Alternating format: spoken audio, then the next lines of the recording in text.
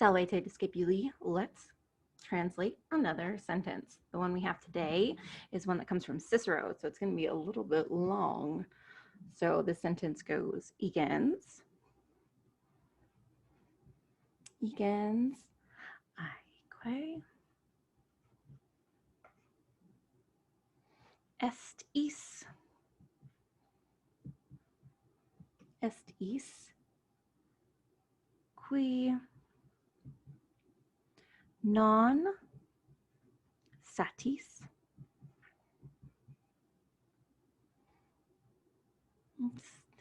qui non satis habet et is qui satis nihil postes or potest esse. A little bit longer than the ones we've done before. All right, so what we're going to do with this is we're going to go ahead and mark some parts of speech. Oh my, as I throw my pens everywhere. And then we're going to go ahead and split it up into clauses. So egens here, this is an adjective. Not really the adjective we're used to seeing. We're used to seeing first, second declension adjectives that end in US, A, or UM. This is a third declension adjective. This NS right here is going to come up later when we're talking about present active participles. That ending is going to become familiar. So a little bit of a preview. Okay, aeque here, this is an adverb. Okay, est here, this is a verb. Is, this is a pronoun. Qui, this is another pronoun. We know it's a pronoun and not an interrogative because we don't have a question here. This is just a statement. Okay, non satis. So non we're used to seeing with a verb, and we do have it with a verb. Okay, so it can either be kind of working here with satis, which is another adverb, or it can be working here with the verb. We're just going to put neg, negation, above it. So it can either negate our adverb or it can negate our verb. At here, this is a conjunction. So I don't see at something, at something, at something. So it doesn't look like it's in a list like that. So it looks like it's conjoining multiple clauses. Is, this is another pronoun. Qui, that's another pronoun. Satis, that's another adverb. Nihil, this is a noun. Okay, nihil is a noun that is indeclinable. That means it does not decline. It has the same form, whether it's a singular, plural, nominative, genitive, dative, etc. All right, and potest, verb, esse as well, verb. What's happening with potest, esse right here, two verbs next to each other, is a complementary complet with an E instead of an I, because it's not, it's not complimenting you and saying something flattering. It's not with flattery. It's not with pleasing. It's completing, complementary infinitive. Okay. The infinitive here is completing the action in the verb. Okay. So you can use an infinitive to something to complete the action started by the verb. All right, so now how do we chop this up into clauses? So one way is to find things like relative pronouns, things that would have their own clause. So at the very beginning we have qui here, well not the very beginning, but the first one we have is qui. So if we start right from qui and we go to the first verb we find, that's pretty reliable to create a little clause here. We could do the same thing here with this relative pronoun, the dative form, but these two are working kind of with this. So we're going to take this whole thing here as a clause and just note that there is a little mini clause within this clause. And then of course this clause up here at the very beginning is its own. So let's go ahead and take this first part and isolate it on its own and translate it. So we'll need a new piece of paper to copy it down. So against aeque est is. Okay. So what do we have here? Egens. This comes from the adjective egens.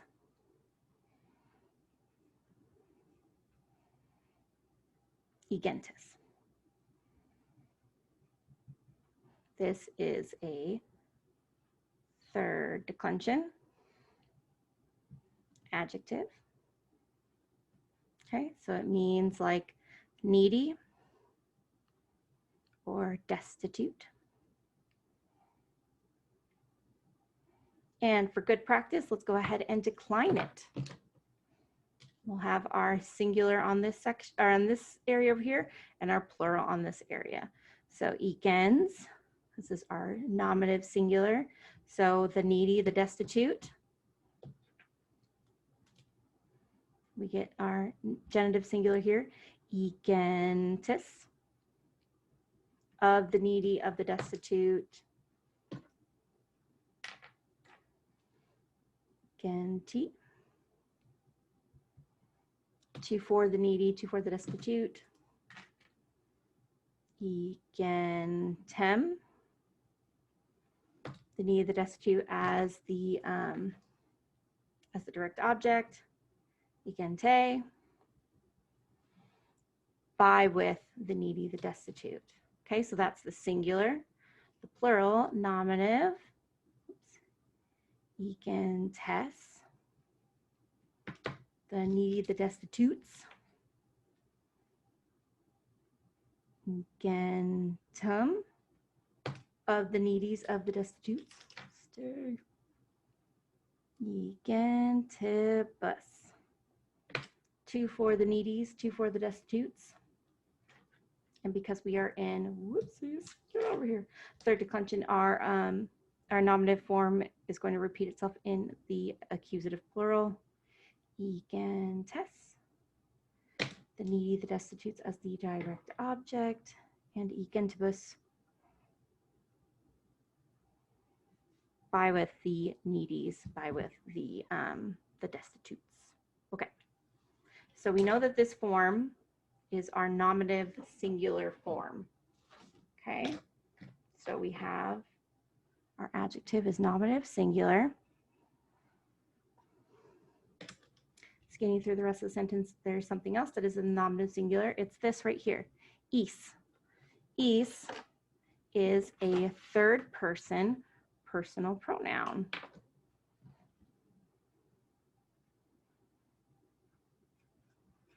Third person personal pronoun. Okay, so is has a feminine and a neuter counterpart. There's is, however you want to say it. Is, ea, id. So this is masculine, feminine, and neuter. Singular on this side, plural on this side. Is, ea, id. Each of them has the same genitive form. Eus, eus, eus. Dative form is the same as well. Ei, ei, ei. Accusative form is different. Eum in the masculine, eam in the feminine, and then repeating the nominative form in the accusative for the neuter. Then the ablative, ao, ea, ao. There is your singular. So he, she, it, of him, of her, of it, two for him, two for her, two for it, him, her, and it as a direct object, by with him, by with her, by with it. So the plural So it's either eis or eis, either works. Okay, and ai, ea, eis, ai, ea in the plural. So they masculine, they feminine, they neuter. Eorum, of them masculine, earum, of them feminine, eorum, of them neuter. Eis, two for them masculine, eis, two for them feminine, eis, two for them neuter. Eos, them as the direct object masculine, eos, them as direct object feminine, ea, because neuter repeats its nominative form in the accusative, them neuter, plural. Eis, by with them masculine, eis, by with them feminine, eis, by with them neuter. Those are the third person personal pronouns. So eis is what we have. It's masculine. It is nominative and singular. So nominative, we have marked. Singular, these are going together. This is going to modify this. We also have est right here. This is a form of sum esse. It's a verb. Let's go ahead and conjugate this really quickly, our sum esse.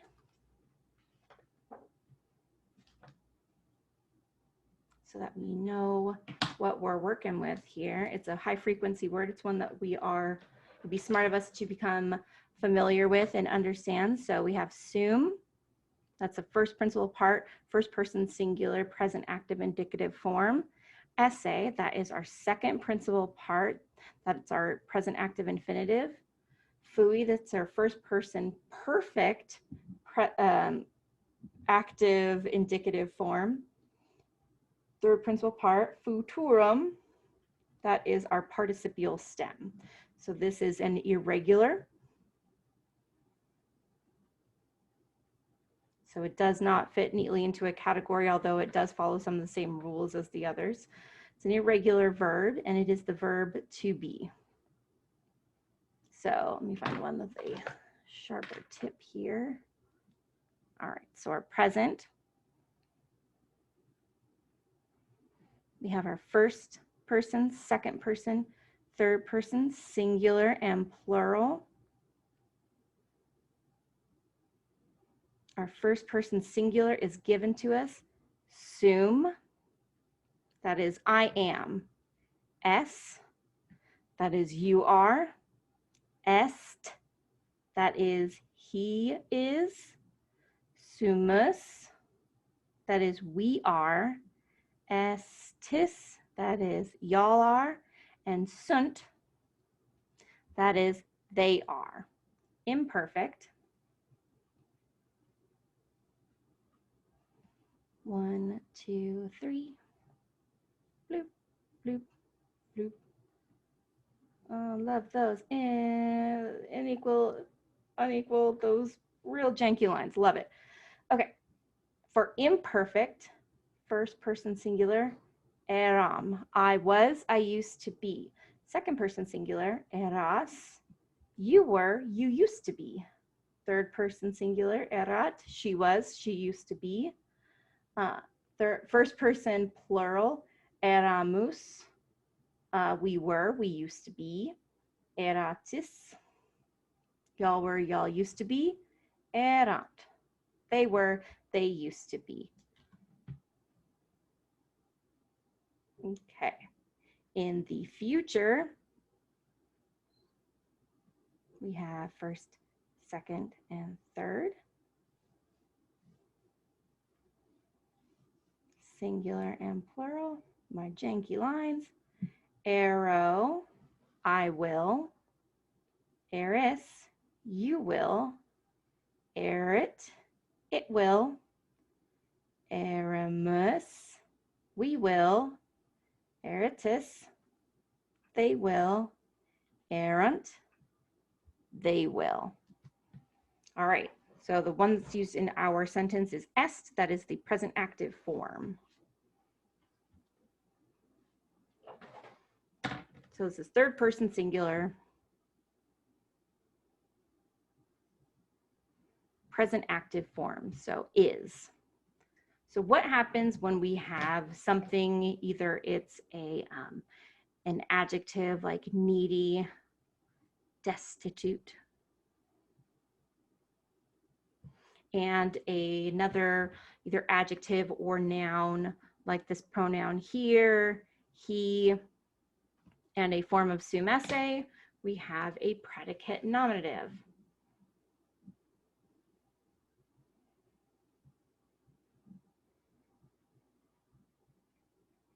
A predicate nominative takes two nominative things, nominative things. So nouns, and it does not have to be two of the same. Nouns, adjectives, etc. And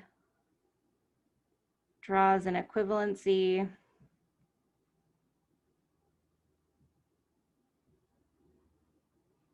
between them.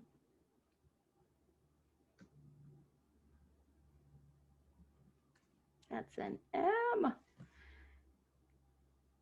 Using a form of sum esse.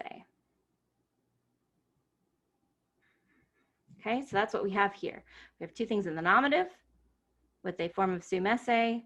And it's not at all like a simile. A simile is saying like this thing is alike to this thing, or a metaphor is saying like this is sort of like this thing.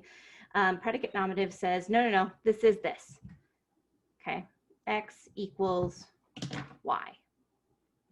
All right, so needy destitute is he is needy destitute. Ique, what's ique doing here? Ique, remember, is an adverb. Ique means equally. So this part, this little clause in the sentence, he is equally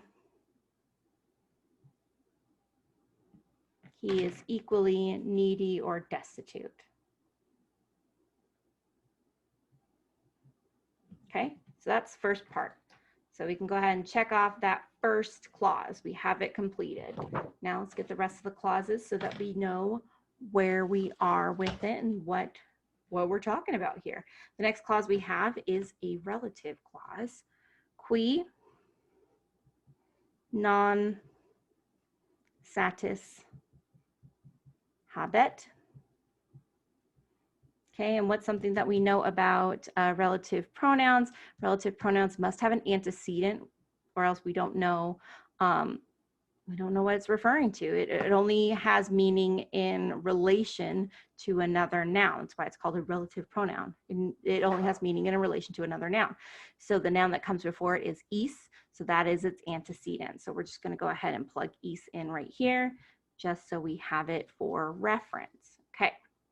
So referring to our relative pronoun chart,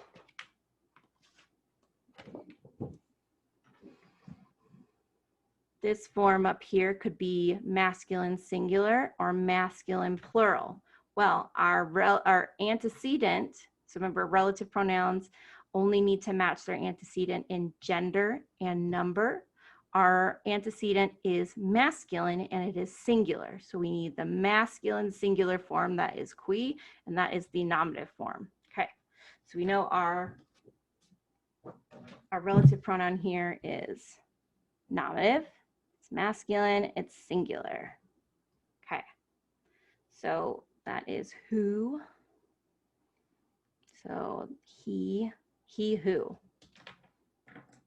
All right, so our verb over here, habet, from habeo, habere. Let's go ahead and conjugate habeo, habere really quickly.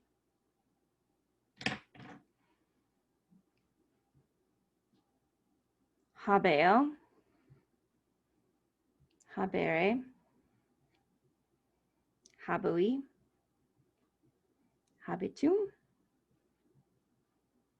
This is by looking at the first principal part and the second principal part, looking at the endings, EO, ERE. We know that this is a second conjugation. So second conjugation verb. This means to have. Okay, so let's go ahead and make our little chart here. So present. And then our person here. First, second, third. Move it over slightly. There we go. Make our lines. Try and give myself enough room here, which I inevitably never do. I always have to smush things together. Plural. Okay, so we need a stem. So we ignore our terminal ERE here. HAB, that is our stem. So HAB, HAB, HAB, HAB, HAB. Let's go ahead and write in our imperfect and future as well. Might as well get those. Oofda, that is not coming up very well. There we go. First, a little bit lower. First, second, third. Okay, there's our singular. There's our plural. I know for sure that's not going to be enough room because that's always what happens. And imperfect has the tense indicator. So I never give myself enough room there. Oh, well, you'll just have to see me scrunch it all together. Okay, future. First, second. Well, my camera, oh no.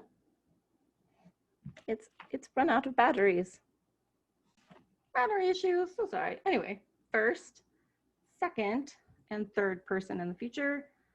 Do our little lines. Maybe that'll be enough room. Oh, hope so. Oh, hope so. Oh, that's not going to be enough room. Oh, well. Singular and plural. All right, so let's go ahead and toss the rest of our stem in there. Hub, hub, hub, hub, hub, hub, hub, hub, hub, hub, hub, hub, ooh, hub, hub. Excellent. Okay. Next up is the vowel, the thematic vowel, the one that is between the stem and the terminal RE. So everybody gets a vowel, vowel for you, vowel for you, vowel. Habe, habe, habe, habe, habe, habe, habe, habe.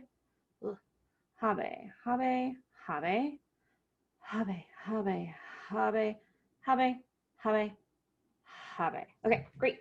In the present, that's all we need. We now need to tack on our personal endings.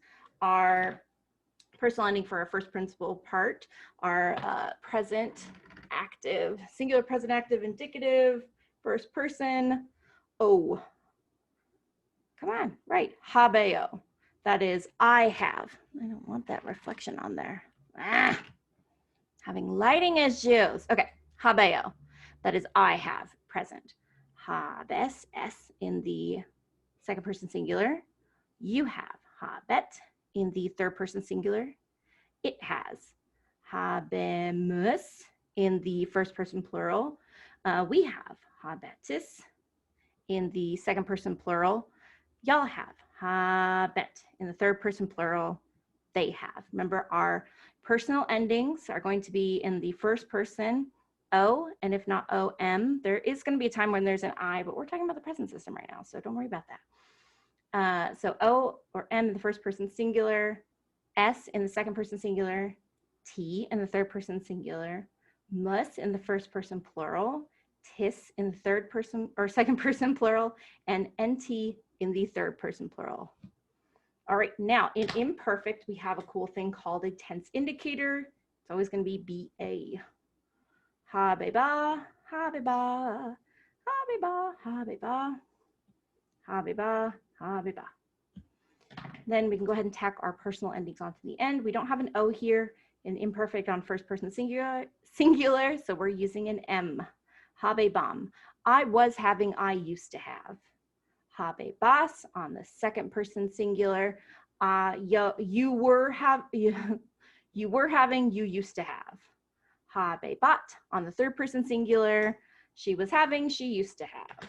Mus on the first person plural. Habe bamus, we were having, we used to have.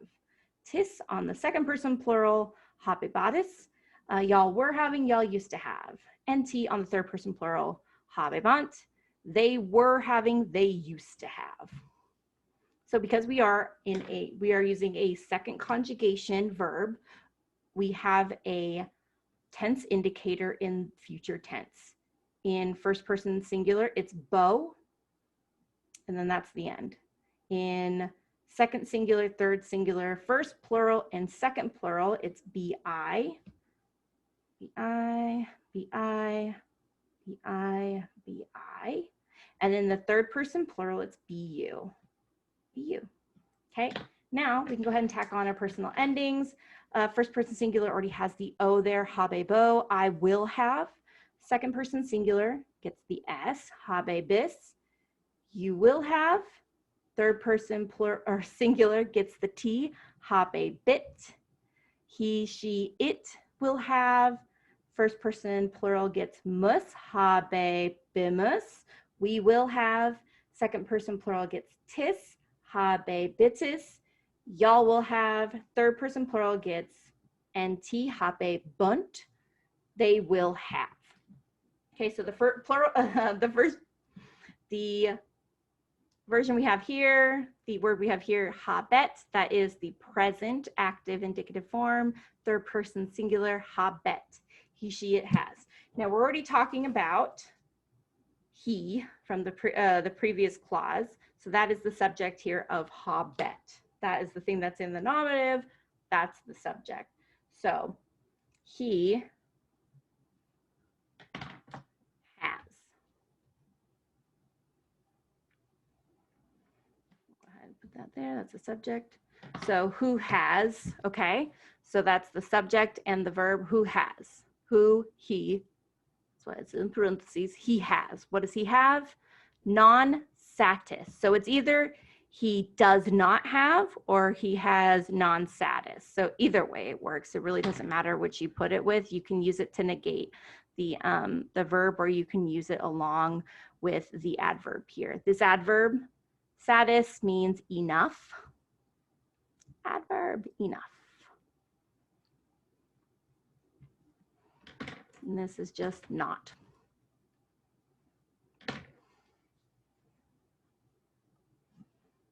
So he who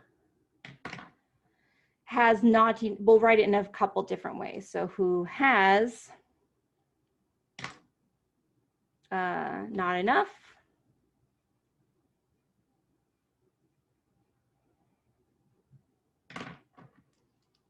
And then we'll write it as if it were negating the verb. Who does not have enough. So it does not matter, see, if you put it, the negation with the, if you match it along with the other adverb, or if you match it along with the verb, it's going to be, the meaning is going to be the same. So who has not enough or who does not have enough. Either way, it's the same. Okay, so that's two clauses we've gotten so far. We have he is equally destitute, he who has not enough. All right. Now we have this last clause to translate. It's a little bit longer. Okay. Got my pen? Yes. Et. Oh, did I grab the dying pen again? Yeah, we're just going to use it till it craps out. Going to take it, every last little drop from you, pen. Times are tough. Waste not, want not. Okay, so et is qui satis. So we're getting another word we already know. That's nice. Nihil, and we talked about this one already. This is an indeclinable, so we don't have to decline that one at all to see what form we have. Then we have potest, essay. Potest, essay. Ooh, look at that. We motivated this pen to drop some more ink with us. Nice. All right. So et here. Et is a conjunction. Means conjunction. And we know that is here is a nominative singular form.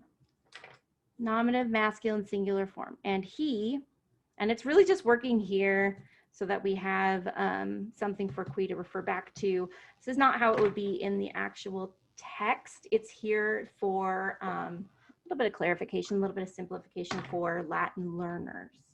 All right. So, and he, so that's what we have so far. Qui, what form of the relative pronoun is this? So let's look at our chart. We're looking for qui. That is our dative form. So it's dative for masculine, feminine, and neuter singular. Great. So we know case, we know number. Now we just need to figure out gender.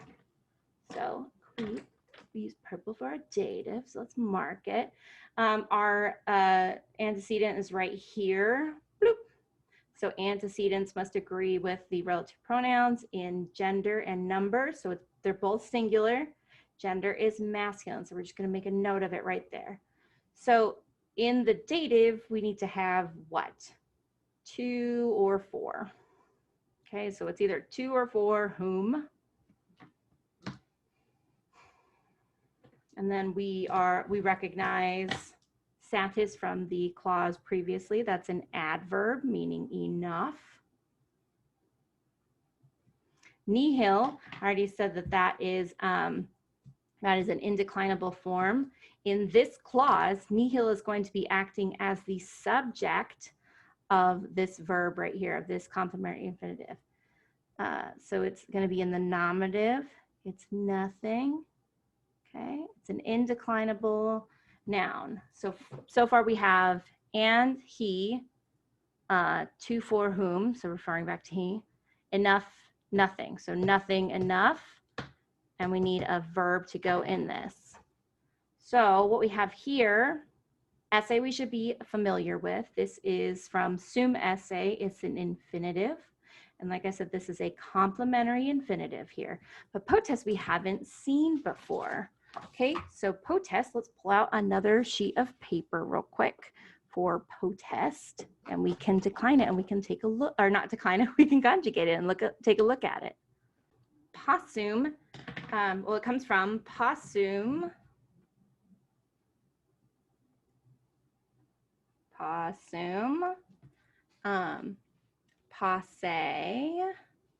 let me readjust this here, posse,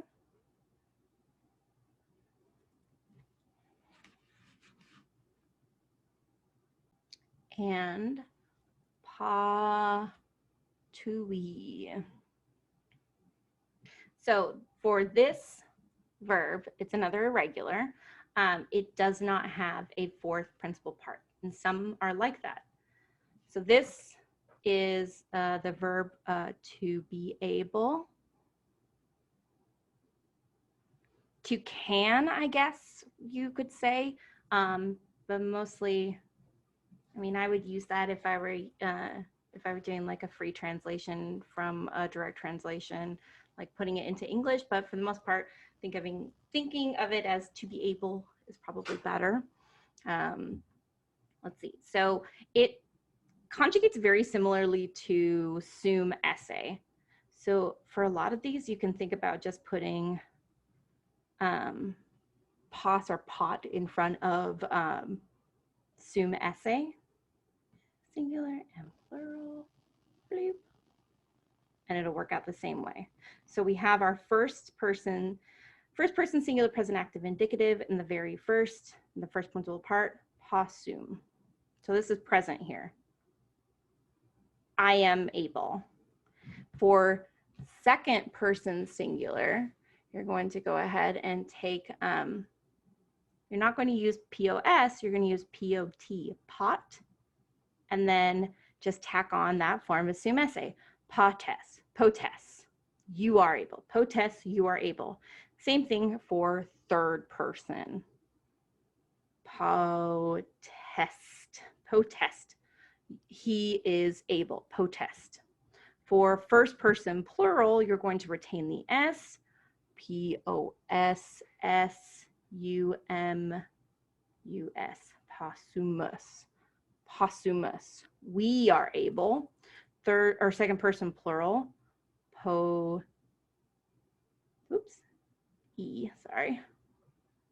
Trying to add in my I too soon.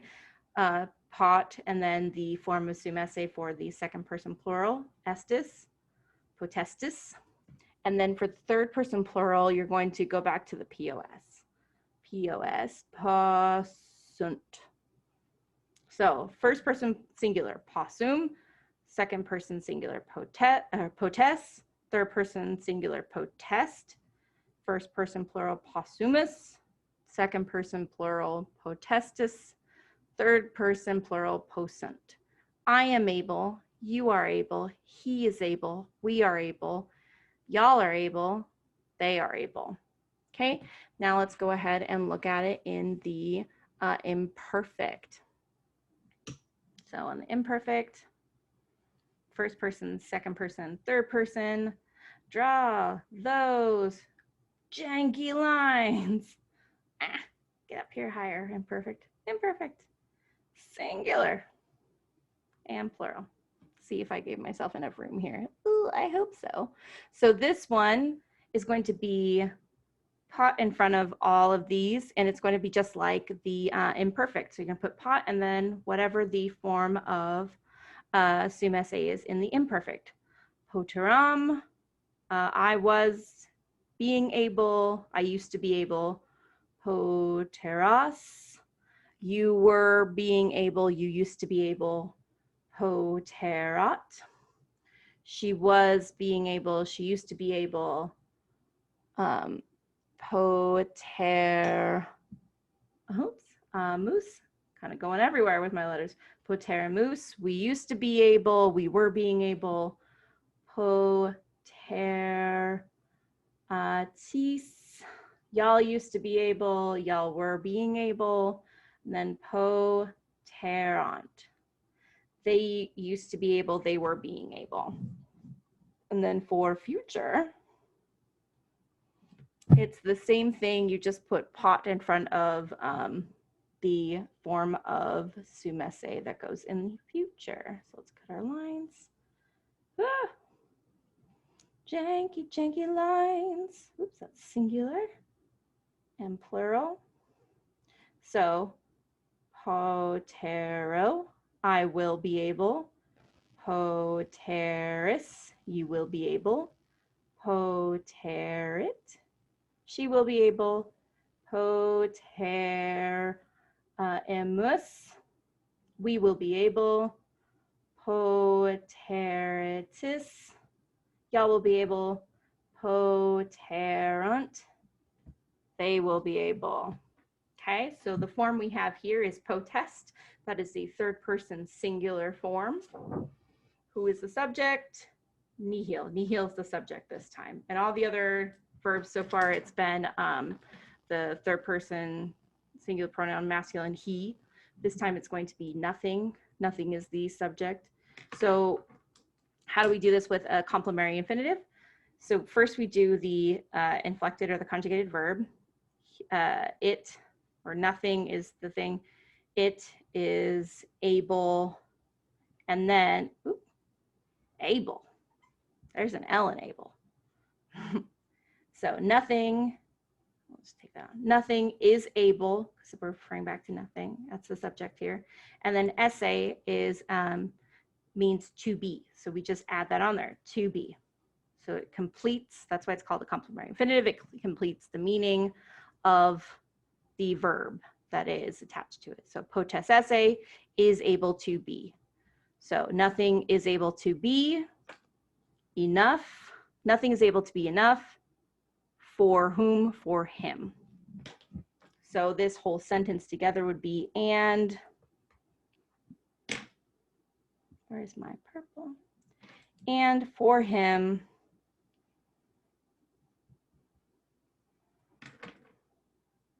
where's the green? For him, nothing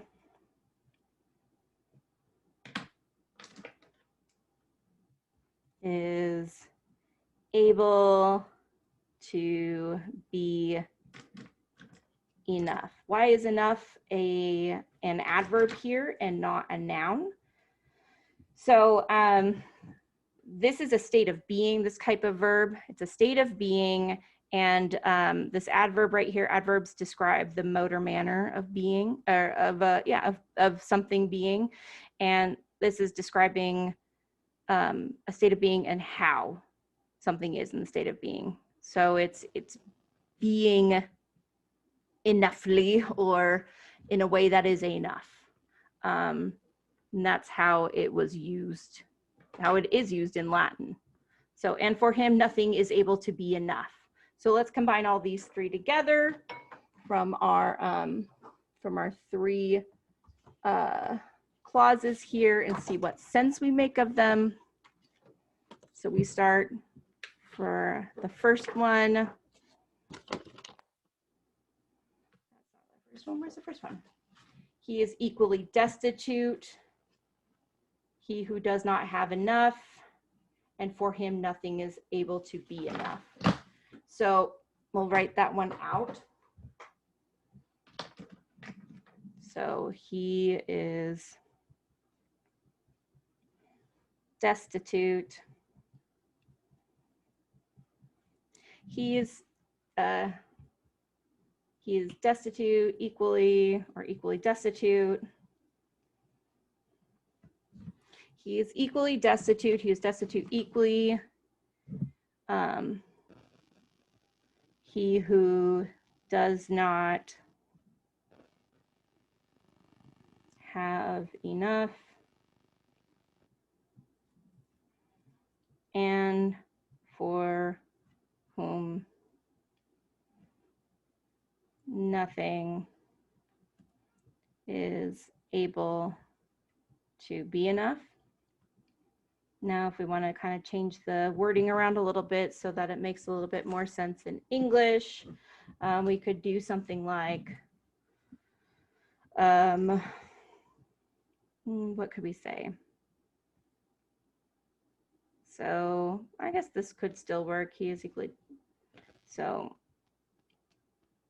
yeah, I guess that'll still work. We don't have to reword it anyway. So for somebody who doesn't have enough, he'll still be needy whether he has enough or doesn't have enough, because it's a little, I wouldn't say quite parable, but it's talking about greed. The sentence is talking from Cicero, is talking about greed for somebody who always feels like he doesn't have enough. Even receiving enough won't feel like it. He's always going to want more. Okay, so that's this sentence. I will go ahead and pull up another sentence to work on. Check back. Good work today. I hope you learned something and I hope it made sense. Valete rather, because there's more than one of you out there, right? Yeah, valete.